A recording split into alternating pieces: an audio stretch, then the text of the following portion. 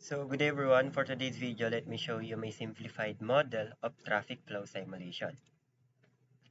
Now, there are factors that we have to consider. First is the arrival rate.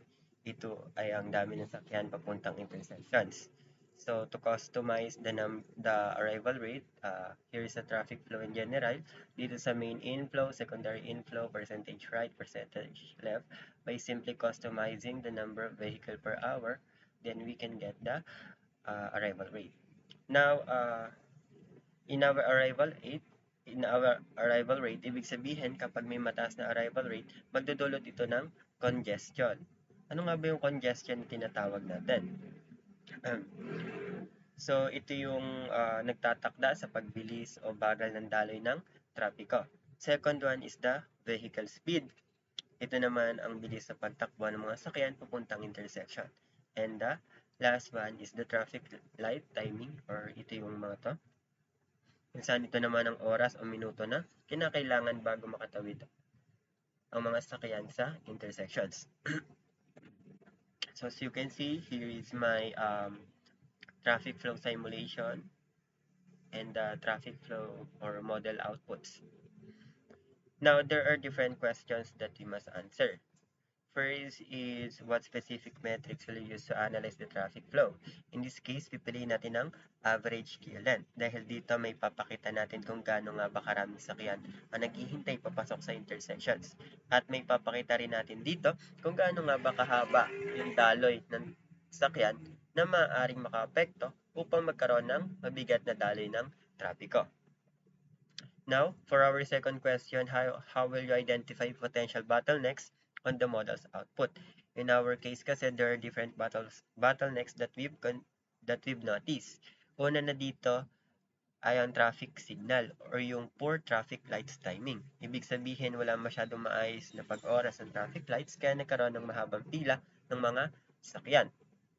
Pangalawa dito ay yung lane configuration or itong mga lane na nakikita nyo, kung saan may mga insufficient lanes para sa dami ng sakyan kaya nagkakaroon ng masikip na daloy ng trapiko. Lastly ay yung road design and infrastructure. Dahil dito nagkakaroon ng poor road condition, lalo na yung may mga ongoing constructions tulad ng nakikita nyo dito na nagiging dahilan para sa pagka-delay at bagal ng daloy ng trapiko. Now, on our third questions, based on the identified bottlenecks, suggest specific strategies for improving traffic flow at the intersection. So, ito yung intersection na tinatawag natin. This may include changes to traffic lights timing, lane configuration, or infrastructure modifications. For me, ang masasuggest ko lang to avoid these bottlenecks is first, kailangan magkaroon ng traffic signal optimizations. So, dun sa traffic signal optimization na yon, meron tayong tinatawag na adaptive signal control. Ibig sabihin, kailangan natin gamitin ang mga adaptive traffic signal control system na nag-a-adjust ng light timings based sa real-time traffic conditions. Next one is yung synchronization of traffic lights. Kailangan natin i-synchronize ang mga traffic lights sa mga susunod na intersections upang magkaroon ng tuloy-tuloy na daloy ng trapiko. Next is yung regular monitoring and adjustment. Pagdating dito, may tinatawag tayong traffic flow analysis. Kailangan natin gamitin ang traffic simulation tools at regular na pag-monitor ng traffic flow upang malaman kung kailangan na adjustment sa timings. Then the second one, pagdating sa suggestion natin to avoid those bottlenecks naman is kailangan magkaroon ng plano pagdating sa phase expansion. Na ibig sabihin, planuhin ang phase expansion ng mga pangunahing daan upang ma-minimize ang disruption sa trapiko habang ginagawa ang widening. Lastly, kailangan natin mag-schedule ng regular inspections upang ma-identify at maayos agad ang mga sirang bahagi ng kalsada. So, in this case, in suggestions about these bottlenecks, kailangan magkaroon ng test simulation kung paano nga ba magkakaroon ng mas maayos na daloy ng trapiko. So, pagdating sa traffic timings, sa traffic lights timing, sa lane configuration, and any other factors that can contribute a lot to have a heavy traffic condition. Now, for our last question, how will you evaluate the effectiveness of our proposed improvement strategies using the traffic flow model? So yun nga, how we implement these suggestions. As you can see in our model results, in our traffic flow simulation, nagkakaroon nga ng uh, congestions or yung haba ng pila ng mga sasakyan dito sa baba at dito sa taas. So, ibig sabihin, kailangan natin mag-implement kung gaano nga ba ka-effective yung mga suggestion natin to avoid those bottlenecks. For me, kailangan siguro natin ng tinatawag natin sa lane configuration kung saan kailangan magdagdag ng mga lanes para magkaroon ng widening or magkaroon ng mas malawak na sakop pagdating sa mga sakyan at para mas maraming dadaanan yung mga sakyan at hindi magkaroon ng mabagal na daloy ng trapiko. So, kung papalitan natin to at gagawin natin 3x3, as you can see, kapag pinabilis pa natin siya, diba?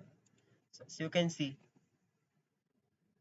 nagkakaroon ng mas mabilis na daloy ng mga sakyan. It is because mas maraming lane ang nadadaanan ng mga sakyan para mas mapabilis yung pag-andar at hindi gaano makain yung oras pagdating sa intersections. So, in overall, sa pamamagitan ng mga hakbang na ito, ng mga tulad na nasabi ko, magagawa nating epektibong pamahalaan at mapapabuti pa ang daloy ng trapiko sa mga intersections. May iwasan din natin ang mga potential na bottlenecks at masisiguro ang mas mabilis at ligtas na karanasan sa pagmamaneho para sa lahat. Siguro may dadagdag din natin dito kung pwede natin ma-adjust tong mga traffic lights at magkaroon ng test simulation pagdating dito sa traffic lights, mas magkakaroon pa ng mas mabilis na daloy ng trafiko kung merong traffic light, mas maayos na traffic lights timing. Then ayan, inalis na rin natin mga ongoing constructions para at least hindi na magkaroon ng delay pagdating sa daloy nga ng mga sasakyan dito sa kalsada. So, that's all about my presentations or about my traffic flow simulations. Hope you understand something about me, and hopefully it help us to widen our knowledge about traffic and about simulation that was discussed by our professor, Sir Felix Huerta. And that's all. Thank you.